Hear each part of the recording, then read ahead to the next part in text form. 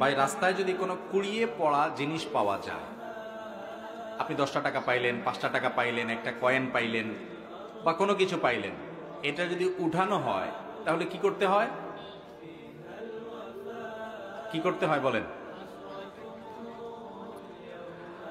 আমাদের দেশে অনেকে বলেন যে রাস্তা থেকে কোনো কিছু কুড়ানো, হারানো কোনো জিনিস যদি আপনি উঠান, কারোর হারানো, কারোর পড়ে গেছে, আপনি উঠাইছেন, তাহলে যেটা উঠাইছেন ওটা ডবল দিতে হবে। এরকম একটা মাসালা আপনারা শুনছেন না শুনেন নাই? এই মাসালাটা কেউ একজন বানাইছে যাতে করে কেউ ভয়ে আর কারোর টাকা পয়সা না তোলে।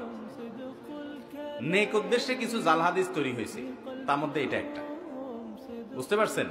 অথচ কোরআন হাদিসে কোথাও কথা বলা হয় নাই। আপনি এক কাঠি আগ বাড়িয়ে কেন এরকম নিজের মন গড়া মাসআলা বলবেন? এটা জায়েজ নাই, গুনাহের কথা। এ ধরনের কথা বলা যাবে না। যদি রাস্তায় কোনো কিছু পড়ে থাকে দেখেন, আপনি জিনিসটা যদি খুব তুচ্ছ হয়, সামান্য হয়, ধরেন কথার কথা 2 টাকার কয়েন, এটা যার হারাইছে সে আর এটা খুঁজতেও যাবে না, আপনি জানেন খুব সামান্য জিনিস, তাহলে সেটা আপনি নিজে গরিব হলে গরিব খেলেন বা কোনো গরিবকে আপনি দান করে দিলেন। আপনি নিজে গরিব হলে আপনি নিজে খেয়ে ফেলতে পারেন বা কোনো গরিবকে দান করে দিতে পারেন।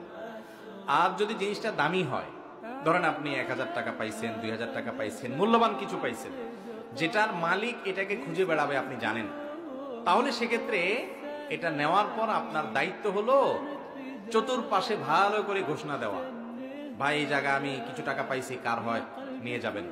দীর্ঘদিন আপনাকে ঘোষণা দিয়ে যেতে হবে, যেতে হবে, যেতে হবে। কোনোভাবেই মালিক আর পাওয়া যাচ্ছে না, কোনো হদিস নাই, কোনো আলামত নাই, কোনো কিচ্ছুতেই পাচ্ছেন না, আর আশাও নাই। এতদিন হয়ে গেছে, অনেক দিন হয়ে গেছে, বহুত খোঁজাখুঁজি করছেন, তারপরেও পান নাই। তাহলে এবার কি করবেন? এই টাকা কোনো গরিব, কোনো অভাবী, যাকাতের হকদার মানুষকে দিয়ে দিবেন।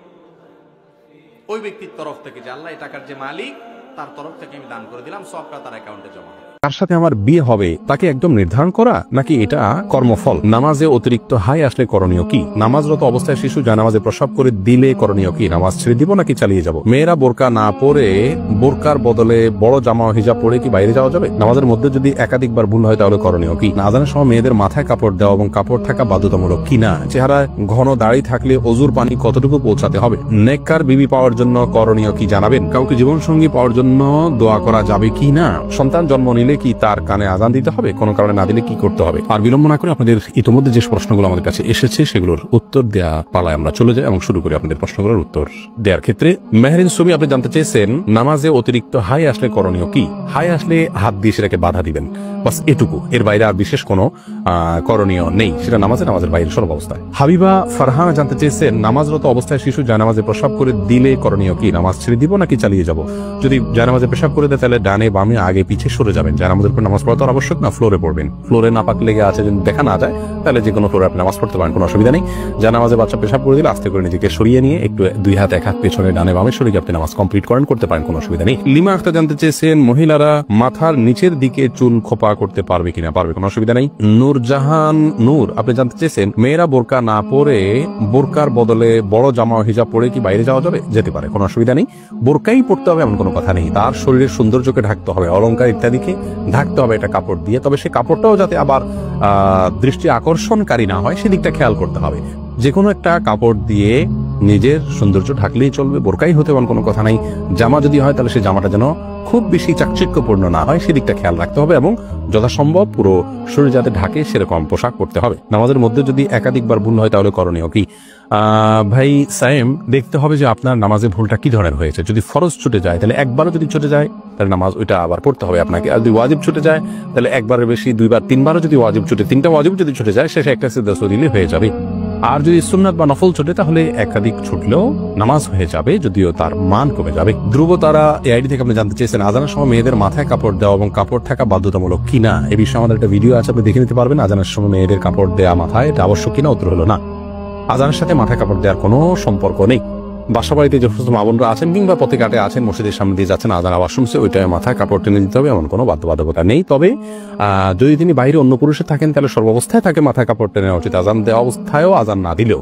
আর যদি বাসা বাড়িতে থাকেন তাহলে শুধু আজান দেওয়ার কারণে তার মাথায় কাপড় টেনে দেওয়ার বিশেষ কোনো গুরুত্ব ইসলাম শরিয়ার দৃষ্টিকোণ থেকে নাই। আমাদের অনেক মা বোনরা এটাকে অনেক বেশি গুরুত্বপূর্ণ মনে করেন। এরপরে কানিজ সঞ্জিদা জানতে চেয়েছেন, প্রেগন্যান্সির টাইমে জিনের আসর থেকে নিজ বাচ্চাকে কিভাবে রক্ষা করা যায়, অনেক সমস্যা ফেস করছি। বোন সঞ্জিদা, প্রথম কথা হলো এই সময়গুলো খুব স্পর্শকাতর, জিনের উপদ্রব অনেক সময় বেশি হয়ে থাকে। আপনাকে আমরা পরামর্শ দিব আপনার বাসা থেকে হারামের কোনো লেশ থাকলে সেগুলোকে আপনি বের করে ফেলুন। ধরুন টেলিভিশনে আপনি হারাম কোনো জিনিস দেখেন বা আপনার পরিবারে কেউ দেখেন, টোটালি বন্ধ করে ফেলুন। বাসায় ছবিযুক্ত কোনো কাগজ, ঠোঙ্গা বা কোনো ছবি ঝুলানো টুলানো যে কোনোভাবে প্রদর্শিত থাকলে সেগুলোকে ড্রয়ারটারিতে ভরে ফেলুন বা বাইরে ফেলে দিন। তৃতীয়ত, আপনার ঘরে ঢোকার সময় প্রত্যেকটা সদস্য যতজন বাসায় আসবে বাধ্য করুন সালাম দিয়ে বিসমিল্লাহ পড়ে বাসায় ঢুকতে এবং বের হওয়ার সময় বিসমিল্লাহ পড়ে বের হতে। প্রত্যেকটা জিনিস খাওয়ার সময় বিসমিল্লাহ পড়ে খাবেন, শোয়ার সময় ওযু করে এবং ঘুমের দোয়া পড়ে শোবেন, সকাল সন্ধ্যা দোয়া পড়বেন। এর পাশাপাশি আপনি সূরা বাকারা এটা উচ্চ ভলিউমে বা যতটুকু আপনার শুনতে সুবিধা হয় ততটুকু ভলিউমে মোবাইলে বা কোনো কিছু বাজিয়ে আপনি রেখে দিবেন, বা উচ্চস্বরে নিজে তেলাওয়াত করতে পারলে আরো ভালো। আর রুকিয়া অ্যাপ আছে, অনেক রুকিয়ার অ্যাপ আছে যেগুলোতে শুধু কোরআন হাদিসের দোয়া এবং আয়াত আছে শুধুমাত্র, সেগুলোকে চালিয়ে রাখতে পারেন বাসা বাড়িতে, ইনশাআল্লাহ বিদিনিল্লাহ উপদ্রব অনেকখানি কমে যাবে। তাওহীদ আয়েশা, আপনি জানতে চাইছেন বেনামাজি ব্যক্তির হাতের রান্না খাওয়া কি অনুচিত?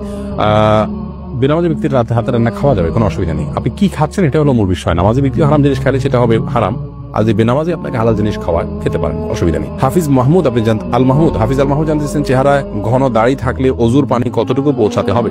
চেহারা যদি ঘন পানি থাকে, এই দাড়ি থাকে, তাহলে আপনার দাড়ির গোড়া পর্যন্ত পানি পৌঁছানো যদি অসম্ভব হয়, কঠিন পর্যায়ের হয়, তাহলে সেক্ষেত্রে দাড়ির প্রকাশ্য অংশে শুধুমাত্র পানি পৌঁছাইতে হবে, যতটুকু ভেতর পর্যন্ত যায় ততটুকু পৌঁছাইতে হবে, গোড়া পর্যন্ত পৌঁছানো বাধ্যতামূলক নয়। আতিকুর রহমান, আপনি জানতে চাইছেন কবর জিয়ারত করার সময় আমরা সূরা পড়ি, আসলে কবর জিয়ারত করার সময় আমরা কি পড়বো, দোয়া কিভাবে করবো, কবর জিয়ারতের নিয়ম জাস্ট এটি লিখে দিলে আমাদের পেজে একটা ভিডিও পাবেন, বা আমাদের ইউটিউব চ্যানেলে আসুন্নাহ ফাউন্ডেশন লিখে দিলে যে চ্যানেল আসবে সেখানে একটা ভিডিও পাবেন, আপনি কবর জিয়ারত করার সম্পর্কে বিস্তারিত সেখানে জানতে পারবেন। কবর জিয়ারতের জন্য কোনো দোয়া পড়ার, কোনো সূরা পড়ার কোনো আবশ্যকতা নেই। মূলত সালাম এবং শান্তির দোয়া করবেন মৃত ব্যক্তির জন্য। সালামুন আলাইকুম দারাকুম মুমিনিন ওয়া ইন্না ইনশাআল্লাহু এখন বিভিন্ন রকমের সালামের ভাষ্য ফরম্যাট হাদিসে আসছে, সেগুলো যে কোনো একটা পড়লে হবে। এমডি আব্দুর রাজ্জাক জানতে চেয়েছেন নেককার বিবি পাওয়ার জন্য করণীয় কি জানাবেন? নেককার বিবি বা স্ত্রী পাওয়ার জন্য আগে নিজে নেককার হতে হবে। সূরা ফুরকানের ৭৪ নম্বর আয়াতের যে দোয়া আছে সেটা পাঠ করতে হবে বেশি বেশি করে। সেই সাথে নেক সঙ্গীদের সাথে আপনার ওঠা বসা করতে হবে, নেক পরিবেশের সাথে থাকতে হবে।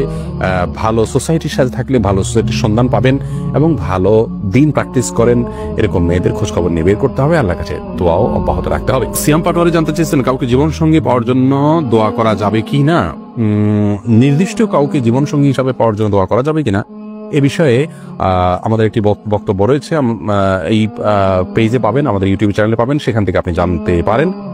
আর এর বাইরে আপনার কোনো ব্যক্তিকে জীবনসঙ্গী হিসাবে পাওয়ার জন্য নির্দিষ্ট করে দোয়া করার বিষয়ে সংক্ষেপে শুধু এটুকু বলবো যে এটা করা উচিত না, বরং এবার বলা উচিত আল্লাহ অমুকের সাথে সম্পর্ক হলে সেটা যদি আমার জন্য কল্যাণের হয় সার্বিকভাবে, তাহলে আপনি আমার জন্য সেটাকে সহজ করে দিন, আর যদি আমার জন্য অকল্যাণ হয় তাহলে আমার থেকে দূরে সরিয়ে দিন। এক কথায় কল্যাণকর হলে যেন আল্লাহ আপনাকে পাইয়ে দেন সেই দোয়াটা আপনি করবেন, বাকি সর্বাবস্থায় তার জন্য আপনি দোয়া করবেন এরকমটি উচিত নয় যে আল্লাহ সে ভালো হোক আর মন্দ হোক আমি তাকে জীবন সঙ্গিনী হিসাবে চাই, এরকম অন্ধের মতো দোয়া করা উচিত নয়। কারণ আপনি যেটাকে ভালো মনে করছেন সেটা ভালো নাও হতে পারে, সেই জায়গা থেকে সাবধান থাকা উচিত। রাশেদুল ইসলাম জানতে চেয়েছেন সন্তান জন্ম নিলে কি তার কানে আজান দিতে হবে, কোনো কারণে না দিলে কি করতে হবে?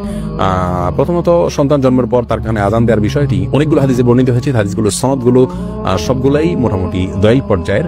এজন্য সৌদি আরবের সাবেক গ্র্যান্ড মুফতি শেখ আব্দুল্লাহ বিন বাজ রাহিমাহুল্লাহ তিনি বলেছেন যে এ বিষয়ে আমল করা যেতে পারে, যেহেতু অনেকগুলো হাদিস আছে এবং মুস্তাহাব পর্যায়ের জিনিস করা যেতে পারে, কিন্তু কোনো কারণে যদি কেউ না করে থাকেন ছুটে যায় কোনো অসুবিধা নেই, এটার জন্য কোনো প্রায়শ্চিত্ত করতে হবে না। এরপরে সঞ্জিদা আক্তার আপনি জানতে চেয়েছেন কেউ চাপে পড়ে তালাক দিলে তালাক হবে কিনা?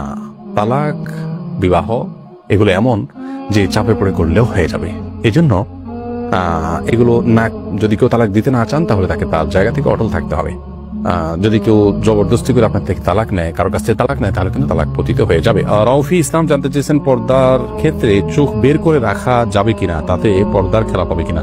চোখ বের করে রাখতে পারবেন, চোখ বের করতে রাখতে পারবেন, কোনো অসুবিধা নেই, কারণ এটা আপনার চলার জন্য জরুরি। কিন্তু চোখেরও সৌন্দর্য যাতে অন্য কেউ দেখতে না পারে সেজন্য সানগ্লাস বা অন্য কিছু ব্যবহার করা উচিত। অন্তত এটা হলো নিজের আত্মসম্মানের ব্যাপার, যে আমার শরীরের কোনো অংশ দেখে কেউ বাজে চিন্তা করবে আমাকে নিয়ে, কেউ মনে মনে জেনা করবে, সেই সুযোগ না দেওয়া হলো একজন আত্মসম্মান বোধ সম্পন্ন একজন ইমানদার মানুষের কাজ। সেই জায়গা থেকে এই চেষ্টাটা থাকা ভালো। টিপ পরার শরীর বিধান কি? সালিম ইবনু সাখওয়াত আপনি জানতে চেয়েছেন।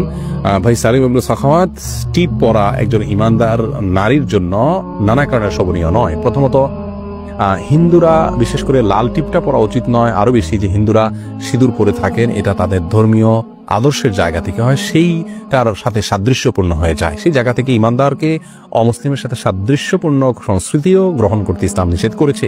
মান্তাসাব্বাহা বিকওমিন ফাহুমিনহুম, আবু দাউদ হাদিসে আসছে, নবী সাল্লাল্লাহু আলাইহি ওয়াসাল্লাম বলেছেন যে ব্যক্তি কোনো জাতির সাথে সাদৃশ্য গ্রহণ করবে সে তাদের অন্তর্ভুক্ত হবে। এছাড়া যদি সাধারণ কোনো টিপ জাস্ট সৌন্দর্যের জন্য করেন, নারীরা স্বামীকে দেখানোর জন্য এবং ঘরের ভিতরে তো করতে পারেন, কিন্তু ফাসেকদের নিদর্শন, অমুসলিমদের আপনার সাথে সাদৃশ্যপূর্ণ সেই জায়গা থেকে একটি পরিহার করা উচিত। আর টিপ পরে বাহিরে যাওয়া বেপর্দাহীন বা পর্দাহীন ভাবে সেটা তো কোনো অবস্থায় যায় না, সম্পূর্ণ হারাম। অতএব সে বিষয়ে আমাদের সাবধান থাকতে হবে। এমডি আনোয়ার খান আপনি জানতে চেয়েছেন কার সাথে আমার বিয়ে হবে তাকে একদম নির্ধারণ করা নাকি এটা কর্মফল?